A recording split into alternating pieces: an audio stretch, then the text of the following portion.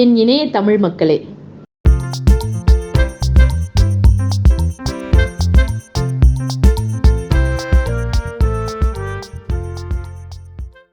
இன்றைய தலைப்பு financial freedom, அதாவது பொருளாதார சுதந்திரம் அடைவது எப்படி. வாங்க அலசலாம்.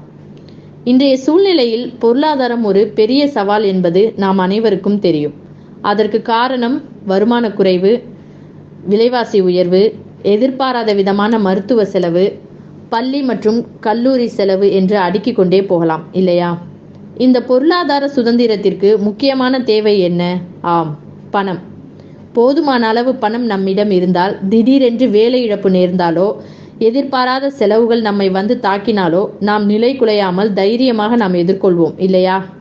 இது போக போதுமான அளவு பணம் இருந்தால் நம் வாழ்க்கை தரமும் உயர வழி செய்யலாம். அடித்தட்டு வாழ்க்கையிலிருந்து நடுத்தர வர்க்க வாழ்க்கைக்கு முன்னேறலாம். நடுத்தட்டு வாழ்க்கையிலிருந்து மேல்தட்டு வாழ்க்கைக்கு முயற்சி செய்யலாம்.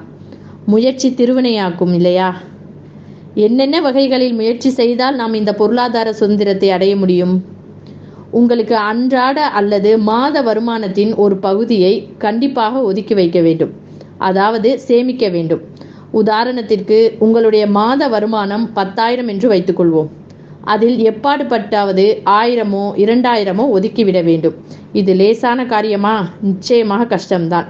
கொஞ்ச காலத்திற்கு இந்த கஷ்டத்தை அனுபவித்தால் பிற்காலத்தில் மிகவும் உதவும். தேவையில்லாத வீண் செலவுகளை தவிர்த்தல் உங்களுக்கு சேமிக்க உதவும். இப்படி கஷ்டப்பட்டு சேமித்த பணத்தை மாதம் ஒரு முறையோ 3 மாதங்களுக்கு ஒரு முறையோ முதலீடு செய்ய வேண்டும். ஆம் மக்களே, முதலீடு செய்தால் மட்டுமே உங்கள் சேமிப்பு பணம் வளர்ந்து பொருளாதார சுதந்திரம் அடைய வழி செய்யும். சொல்லுதல் யாருக்கும் எளிய அறியவாம், சொல்லிய வண்ணம் செயல். இந்த குறள் சேமிப்புக்கோ முதலீடுக்கோ பொருந்தாது. அப்போ பொருத்தமான குறள், முயற்சி திருவினையாக்கும், முயற்சியின்மை இன்மை புகுத்திவிடும். முயற்சி ஒருவருக்கு செல்வத்தை பெருகச் செய்யும். முயற்சி இல்லாதிருந்தால் அவனுக்கு வறுமையை சேர்த்துவிடும். இது இந்த தளத்தின் குறள்.